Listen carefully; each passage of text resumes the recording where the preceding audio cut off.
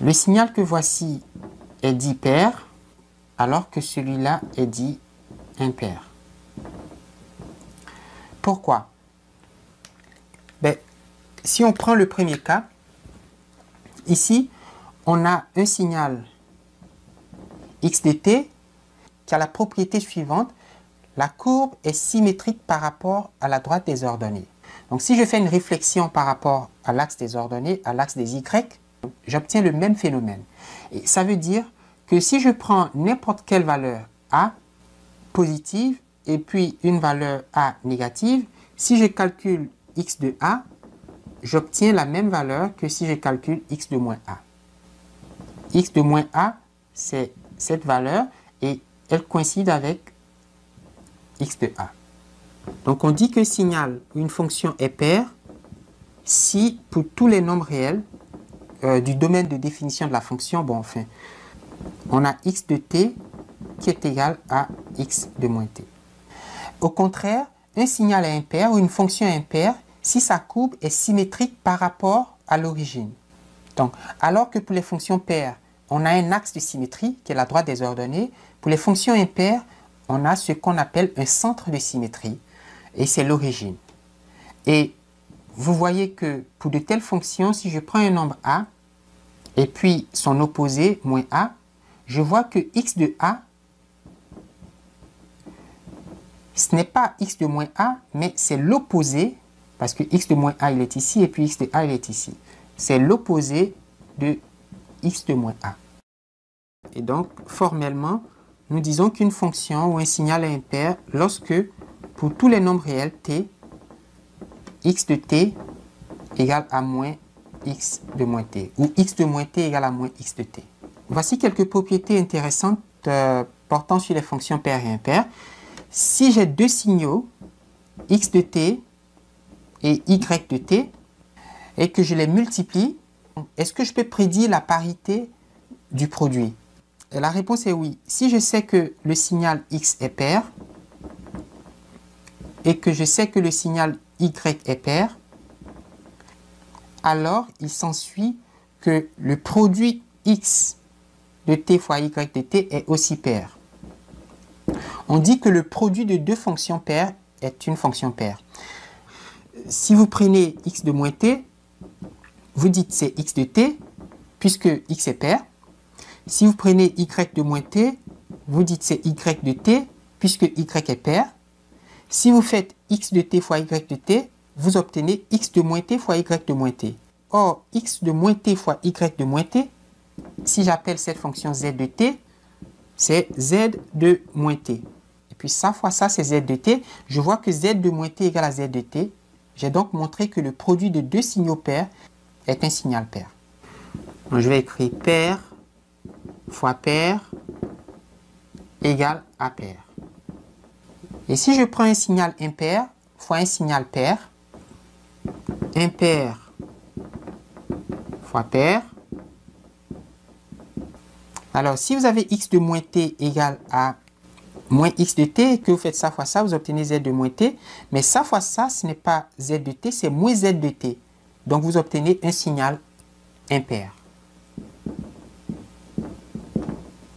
Et si vous faites impair fois impair, donc si je multiplie un signal impair par un signal impair, j'obtiens sans surprise un signal pair.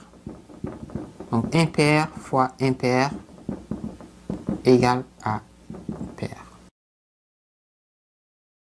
Alors nous allons utiliser ces propriétés pour simplifier le calcul de la série de Fourier des signaux qui sont périodiques et qui ont ces propriétés de symétrie, parité, impair ou pair. Supposons que la série de Fourier de x de t soit donnée par C0 plus la somme quand k varie de 1 à l'infini de AK fois cosinus de quelque chose plus BK fois sinus de quelque chose. Et ce quelque chose, c'est 2π sur la période KT, 2π sur la période KT. Nous avons les coefficients AK et BK à calculer. Et vous vous rappelez que AK, c'est 2 sur t intégrale de moins t sur 2 à t sur 2, x de t, qu'on va maintenant regarder comme un signal pair ou impair, fois cosinus de 2pi sur t, kt. Alors, si on suppose que x de t est pair, donc si on est dans le premier cas, on a le produit de deux fonctions paires, puisque la fonction cosinus est paire et le signal x de t est pair, et l'intégrale de moins a à a d'une fonction paire se simplifie comme suit. C'est 2 fois l'intégrale de 0 à a de la fonction. Voici, si vous calculez l'aire qui se trouve sous la courbe de cette fonction dans l'intervalle de moins a à a, à cause de la symétrie, il vous suffit de calculer l'aire qui se trouve dans l'intervalle de 0 à a et puis de multiplier cette surface par 2. C'est la même surface. Donc si je connais ça, je multiplie par 2, j'obtiens ça pour les fonctions paires. Alors pour les fonctions impaires, nous allons voir que l'aire égale à 0 puisque cette partie est l'opposé de cette partie.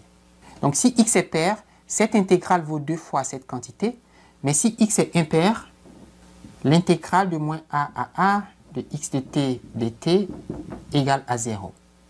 Pour les fonctions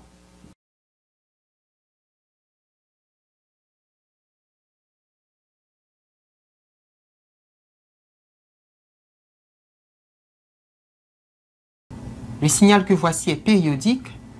Le motif en question, c'est celui-là. Donc, qui s'étend sur une période de durée égale à 4. Alors, on observe que ce signal ou cette fonction a une propriété de symétrie. Elle est symétrique par rapport à l'axe des ordonnées. Donc, le motif qu'on voit à droite est exactement reproduit à gauche. On dit que le signal est pair. Un signal est pair, ça veut dire que x de moins t égale à x de t. Et cette remarque simplifie les calculs des coefficients de la série de Fourier, puisque nous savons que pour les fonctions paires, les signaux pairs, le coefficient AK, il vaut quelque chose que nous allons calculer. Le coefficient BK, qui est le coefficient de la fonction sinus dans le développement en série de Fourier du signal x de t, vaut 0, parce que le signal est pair. Et puis la constante C0 vaut quelque chose que nous allons calculer.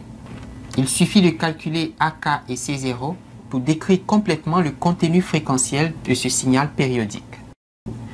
Alors, la constante C0, on l'a dit, c'est 1 sur la période, qui est 4, fois l'intégrale de moins la période divisée par 2, c'est 2, à la période divisée par 2, c'est 2, le x de t dt. Et puisque la fonction x est paire, cette intégrale s'écrit aussi 2 fois l'intégrale de 0 à 2 fois x de t dt, en raison de la parité de la fonction x.